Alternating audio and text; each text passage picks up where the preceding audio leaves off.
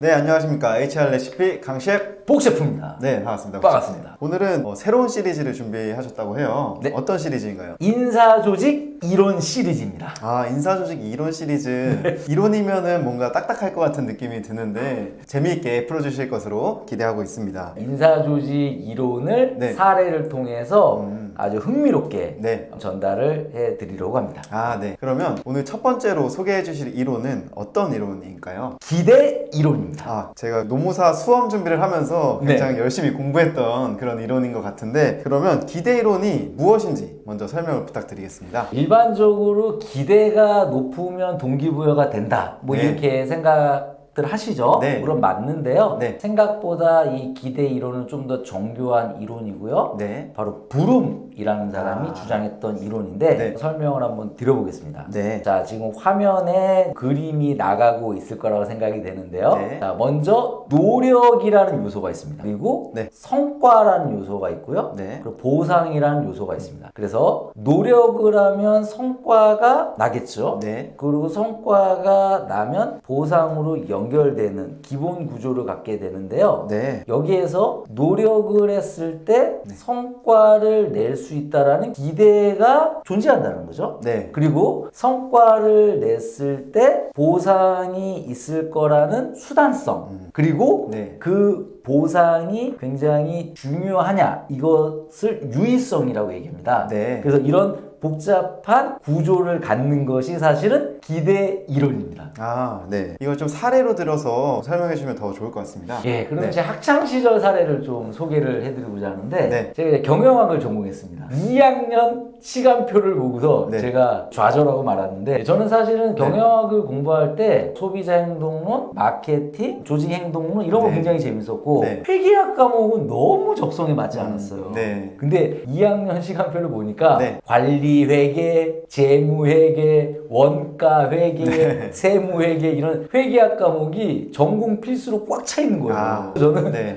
이거는 해도 안 된다. 네. 그래서 거의 완전 포기 상태였고, 네. 그리고 학점도 최악의 점수를 받았던 기억이 있어요. 근데 네. 제가 복학하고서 상황이 달라졌어요. 이제는 전공 선택의 폭이 넓어졌고, 네. 제가 하고 싶은 공부를 할 수 있게 해주더라고요. 네. 소비자 행동론, 인사관리론, 노사관계론, 저는 이런 걸 굉장히 재밌게 생각했고 그런 네. 과목을 수강했고요. 네. 제가 원하지 않는 것은 수강하지 않았죠. 그랬을 때 어떻게 됐느냐? 제가 노력을 하면, 열심히 공부하면 좋은 학점을 받을 수 있다라는 기대가 있었고요. 네. 그리고 네. 저희는 일정 점수 이상의 장학금 지급 제도가 있었어요. 아, 네. 제가 좋은 학점을 받게 되면 장학금을 받을 수 있다라는 네. 그러한 수단성의 연결고리가 존재했어요. 네. 그리고 사실 제가 4학년 때는 그 장학금을 꼭 받아야 됐거든요. 그러니까 정말 폭발적인 동기부여가 일어났던 기억이 있어요. 아. 그래서 네. 4점 몇 점인지 잘 기억은 안 나는데 네. 여하튼 오. 거의 올레이프를 맞아가지고 와. 장학금을 받았던 그런 어. 기억이 있거든요. 네. 근데 이게 정확히 기대 이론 관점으로 설명이 가능합니다. 아, 정확한 사례인 것 같네요. 네. 그러면 이 기대 이론이 기대감과 수단성 그리고 유의성이 높을수록 동기부여가 된다 이런 이야기인 거죠. 그렇죠. 그러니까 단순하게 기대가 높다라는 것을 넘어서서 좀 더 복잡한 메커니즘을 갖는 것인데 네. 기업이 이 기대 이론을 깊이 고민 안 하는 경향이 좀 있어요. 아, 네. 저도 이 기대 이론 듣다 보니까 네. 제 사례가 떠오르는데요. 아, 그런가요? 아시는 분들은 아시겠지만 제가 노무사가 되기 이전에 요리를 한 적이 있습니다. 정말 중학교. 셰프셨네요. 네, 정말 괜히 강셰프가 아닌데 네. 요리를 그때 저도 열정을 가지고 좀 잘해보려고 굉장히 노력을 많이 했었어요.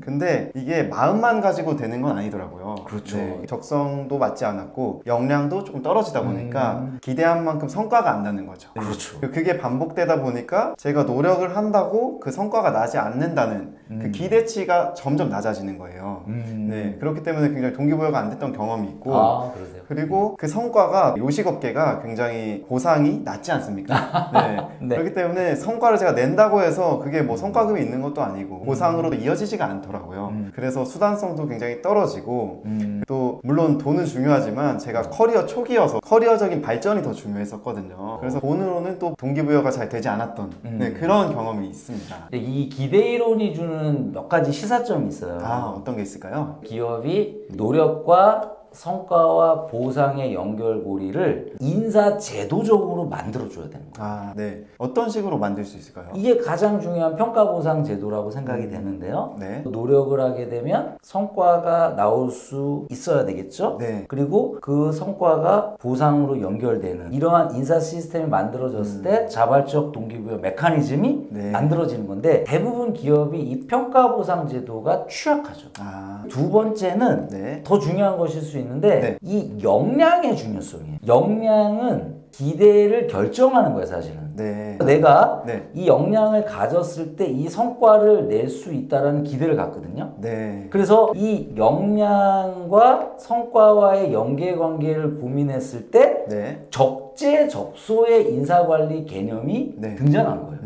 그러니까 적합한 사람을 네. 적합한 직무에 보내야 되는데 우리는 적재적소를 안 해놓고서 그냥 열심히 해라라고 하는 경우가 있어요. 네. 그러면 네. 거의 성과를 낼 수 없을 뿐더러 네. 그것이 반복되면 기대가 떨어지게 돼요. 네. 그것이 바로 두 번째 시사점이고요. 네. 세 번째는 성과의 수준을 적절하게 제한해야 돼요. 아, 네. 그러니까 너무 높은 성과를 막 네. 요구하거나 네. 할 수도 없는 일을 강제하거나 이랬을 때는 네. 아예 포기해버린다. 아. 성과 관리가 굉장히 중요하고 네. 그 과정에서 목표 합의가 매우 의미가 있는 것이죠. 네. 저는 이 이론을 공부할 때는 네. 이게 이론은 이론으로서만 존재하고 실무랑은 동떨어져 있다라고 생각을 한 적이 많거든요. 그러세요?